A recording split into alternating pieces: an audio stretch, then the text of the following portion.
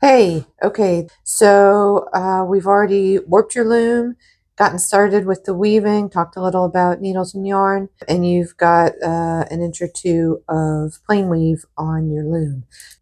In this video, we're going to finish weaving, just plain weave. We're going to plain weave up to the top, and then we're going to talk about how you get your piece off the loom. And the only thing I want to remind you before I get started in fast motion is to always make your little mountain, your little hill, and pat it down, and that'll help prevent your weaving from getting kind of a waste. And honestly, when I'm weaving with kids or beginners, really anyone who, say people are kind of skipping rows, not going through it in the right order, doing two in the same shed somehow, it's okay. Like, as long as you're progressing up that warp, man, I count that as progress. I've seen incredible weavings come off the loom that just sort of turn into balls. They're all wrapped. They have a lot of interesting rows, skipped rows, other things.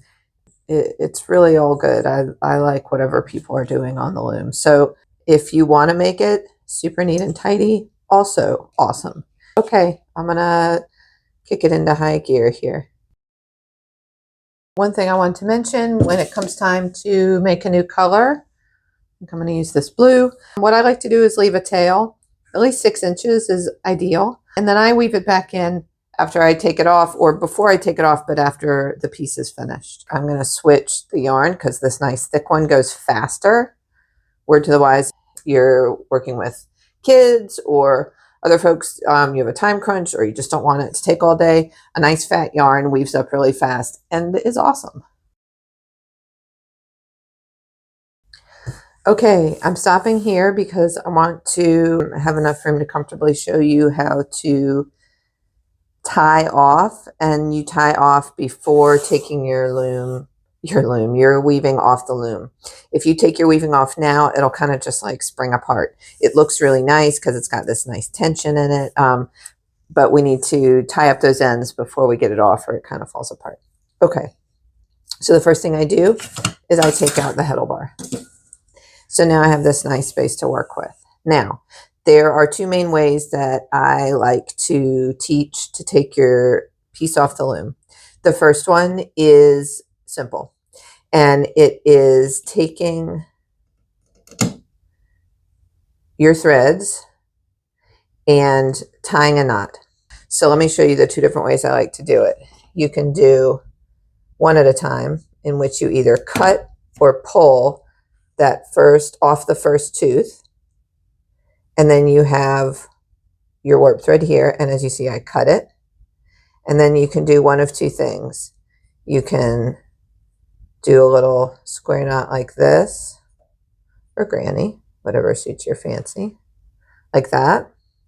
Or let's do the next one and see if I can pull it. Sometimes they're hard to pull and it's easier just to cut them, but only one loop, right?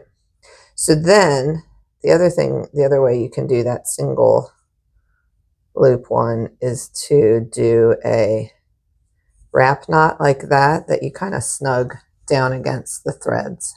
So each one of these was done with 1 loop off of 1 tooth. Now, if you take 2 loops off of 2 teeth, and I'm going to cut them because they're not coming off very easily for me by pulling. You can do the same thing. You can do a knot like that, or you can do the same kind of wrap knot as you did with the single thread. It can be a little trickier on this because you have so many threads. But there, I just did that wrap. If you can see that. Let me see if I can zoom in so you can see my various knots. So those are what you can do if you just want to do a simple way of getting it off the loom. And the only thing I would remind you here is not to pull it off the loom or cut it off the loom and then try to do these, because it'll just sort of spring apart and everything will get kind of wild and more difficult. So I just do them 1 at a time or 2 at a time. Okay, so then the other thing you can do is there's many ways to do a finished edge. I'm showing you the ones that I like. So this one requires a small tapestry needle. And what I do, I start with the weft that I've been using, and I stop weaving when I still have like a pretty considerable amount, because you're going to use this to tie knots along the width of your weaving. So you need a little bit to work with. Okay. So the way you're going to do this one, you are going to go a certain number of threads over and in, and you're going to do that from underneath. So the way I learned it was to go over three warp threads and down 2 weft threads. So do you see how I did that? 1, 2, 3, down 2, and up through that hole. Okay, so I did that. I'm not going to like yank it super tight, but just snug. And then I'm going to come back around and go under those 3. Not going through the weaving this time, just under the threads. And then I'm going to go through that loop.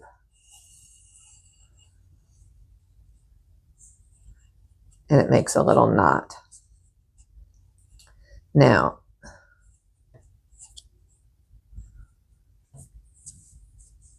let's try another one.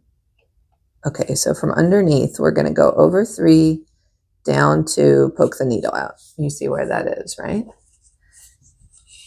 Then we're going to come up.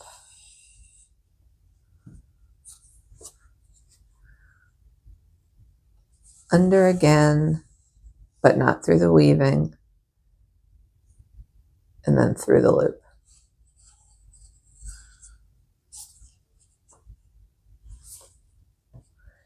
So there's a lot of variations on this, as you can imagine. I'm just going to continue doing it while we talk here. And they are in books, and there may be others on YouTube. You can come through the other direction. You can go through and go over 2 and down 3. You can play with the number of spaces the number of threads you're capturing there.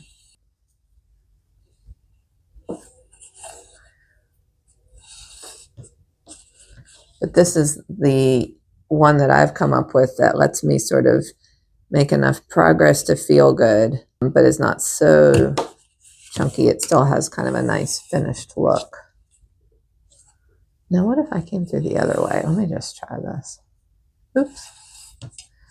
Oh, I see. That would make a slightly different.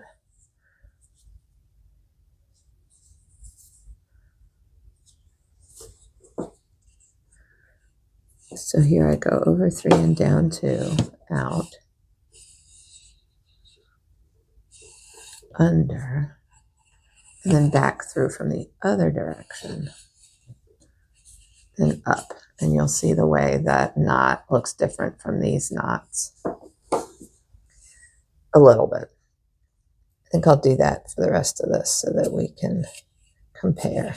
So over 3, up 2, and then back under from the right side and up through my loop. Under 3, over, down 2, back through the right side. And we're almost to the end, and I've got 4 here, so I have to decide what to do. So I think I'm going to do 2 and 2. A lot of times it's not going to come out evenly. You can, of course, count ahead if you want to. Keep doing the right side 1.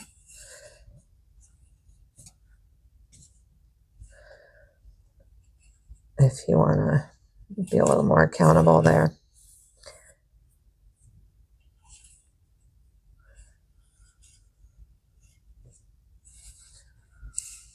Okay. So there I have my little row of knots. And I don't know, I kind of like the way they both look. And then with this end, I think I'm just going to weave it underneath. And let's see how that looks. Yep, that looks pretty smooth. Cut it behind the piece. Let me zoom out a little so you can see. Oop, not so far that you see my messy workspace. Okay, so there's some different ones. And then, again, you can try and pull these off one by one, or you can cut them. Cutting is nice and satisfying. Then you can cut these once they're off.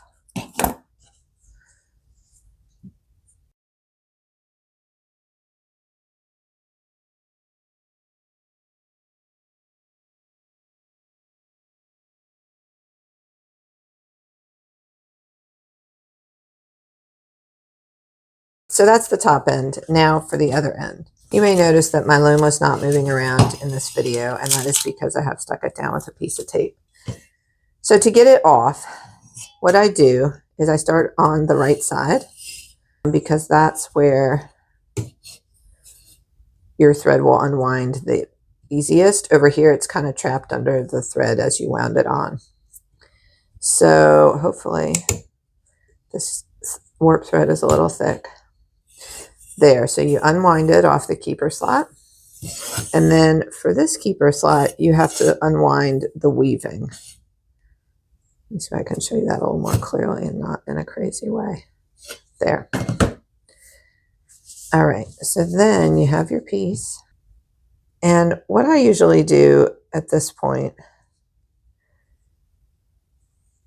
is tie those corner end pieces together. This is another reason why it helps to leave a longer piece than I did here, because then you can go back in and weave them in. And then this piece, so then I get my tapestry needle, and you can use either your short or your long. And I kind of just go, if you want to tie a knot with it, like go through and do a slip knot.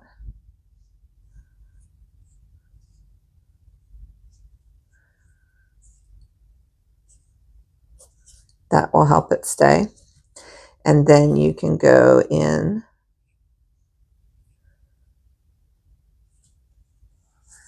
and just kind of weave it in. You can finish with it in the back so that it's not poking out the front. And then you can just trim it. And then for all your finishing, you're going to be using either your short or long plastic needles, and honestly, or metal if you have them. A tapestry needle is a nice blunt needle about this size to work with. That works fine. And then you're just going to take each end and weave it through.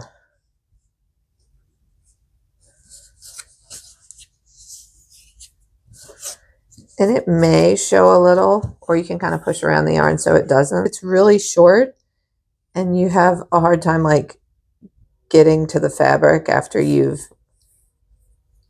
threaded your needle. Just weave your needle in and out a few times first, then thread it, and then pull it through. And just leave the ends on the back. It looks good, and you can trim that off. Okay, friends, here's your weaving, our weaving. I think it looks good. I want to show you how all those ends are pretty invisible on the back. I just trimmed them. There's another one. Wove them all in and trimmed them. That's pretty groovy.